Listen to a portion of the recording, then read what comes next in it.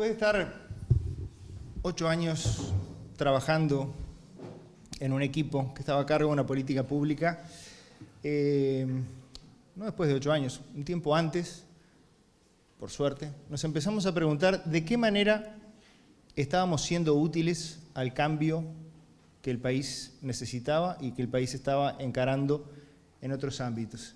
El país había hecho reformas impositivas, de salud, en políticas sociales, la creación de un ministerio para tratar políticas sociales y coordinar todas las políticas sociales.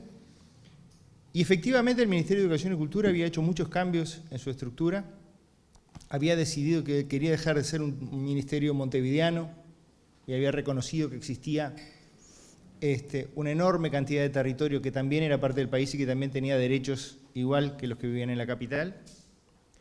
Y nosotros empezamos a trabajar desde Centrosmec, en aquel momento, del Ministerio, en todo, la Dirección Nacional de Cultura y Centrosmec, en cosas un poco obvias, como era, por ejemplo, el tema de la tradición, el tema de la identidad, el tema de la cultura local, el tema de la difusión y el intercambio de políticas culturales en diferentes lugares.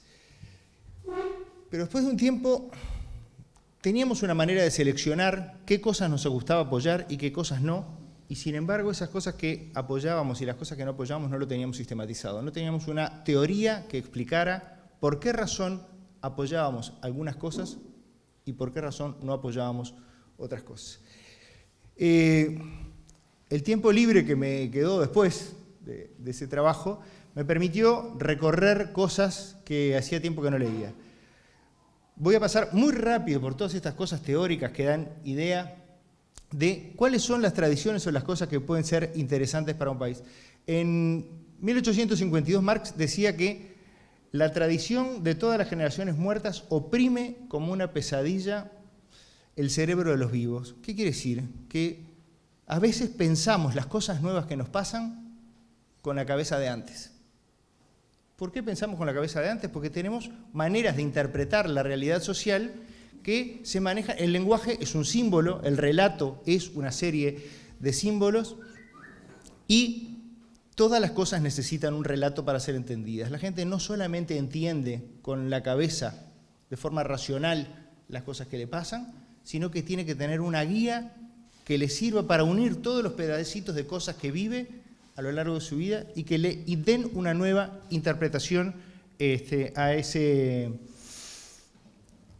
esas cosas que pasan. Y Marx decía en ese momento que la revolución social del siglo XIX, pero se le podía cambiar el palito y ponerlo al final y poner 21, no puede sacar su poesía del pasado, sino solamente del porvenir. O sea que las cosas que nos servían para interpretar el mundo en el pasado, hoy no nos van a servir y es más, nos pueden hacer cometer equivocaciones. Evidentemente el trabajar en los temas de identidad y en los temas de tradiciones tiene una importancia política fundamental. Para que el sentido común de la gente interprete en qué tiempo social está viviendo, tiene que tener una serie de símbolos y de indicadores externos que no son solamente los hechos, sino la relación entre los hechos. Entonces es necesario tener una expresión simbólica de esas cosas, algún símbolo que represente eso y que la gente pueda interpretarlo y acomodarlo en la nueva situación. Fortalecer y debilitar tradiciones, incluso revivirlas o inventarlas, puede, y yo creo que debe ser, el objetivo de las políticas públicas en la cultura. Las consecuencias de esto son culturales, pero son políticas y son históricas. La gente entiende cómo vive en un mundo nuevo cuando pasan cosas simbólicamente nuevas. Ahora, ¿es posible generar este tipo de cosas? ¿Es posible cambiar y resignificar cosas? Sí, es posible. Es posible, por ejemplo, que una fiesta que en el siglo XVIII quería decir una cosa, nosotros le demos una vuelta y logremos que en el siglo XXI quiera decir algo que nosotros queremos. Pero eso es una operación consciente. Y a mí una cosa que me abrió enormemente la cabeza fue un libro de Hobsbawm, a ver si es lo próximo. No, eso pasalo, que es... primero, un búlgaro que vivió en Alemania y terminó en Inglaterra, que decía que los seres humanos no pensamos abiertamente y libremente. Primero no pensamos como colectivo, son los individuos los que piensan, pero las personas que piensan de acuerdo a los recursos que tienen disponibles, a las ideas que andan en la vuelta disponibles en su sociedad.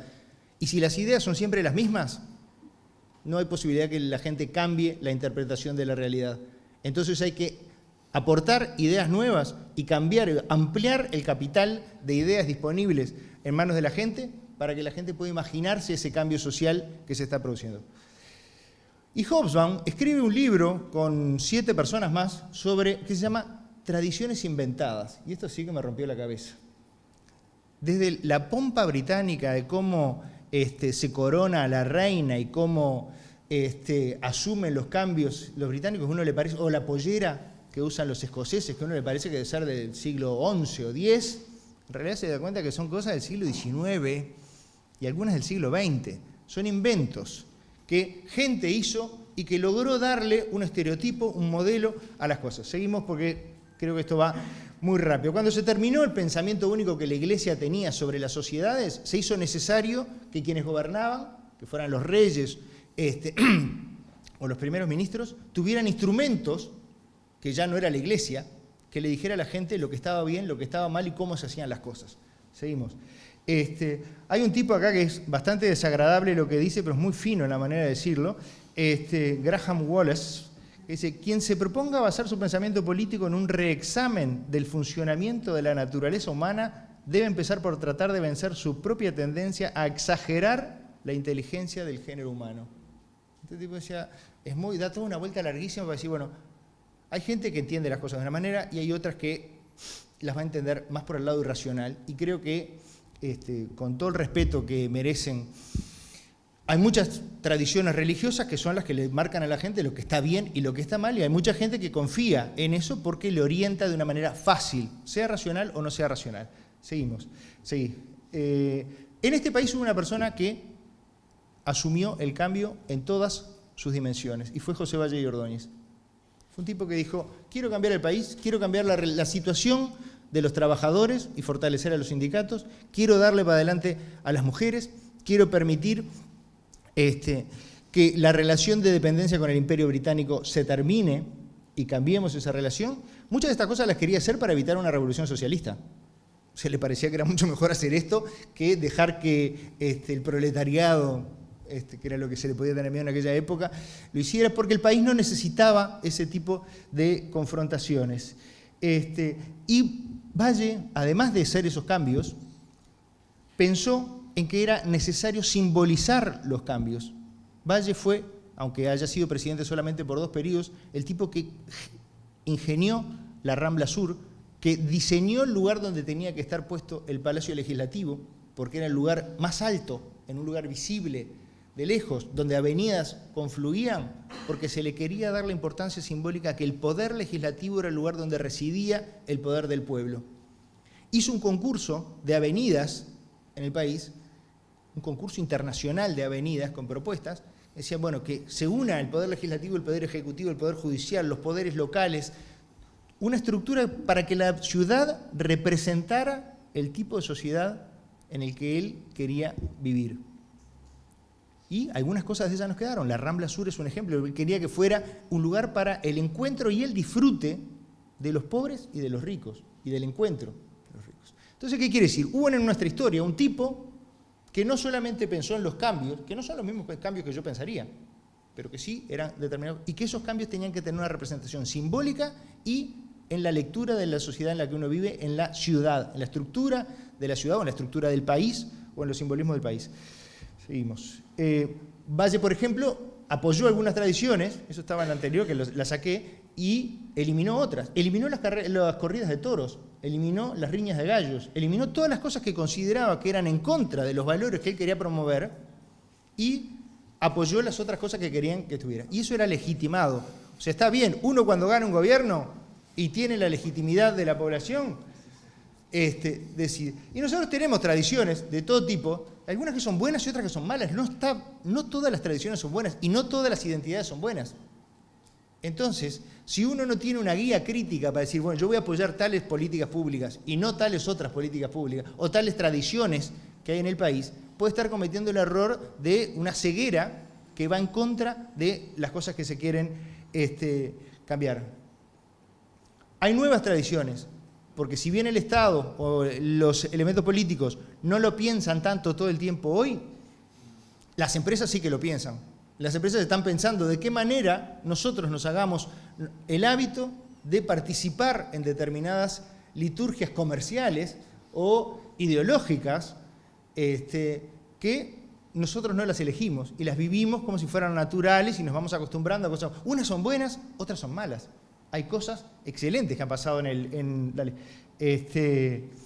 hay señales de identidad que nos vienen desde los tiempos de la colonia, el desfile carnaval. Después hay cosas que generaron enorme discusión.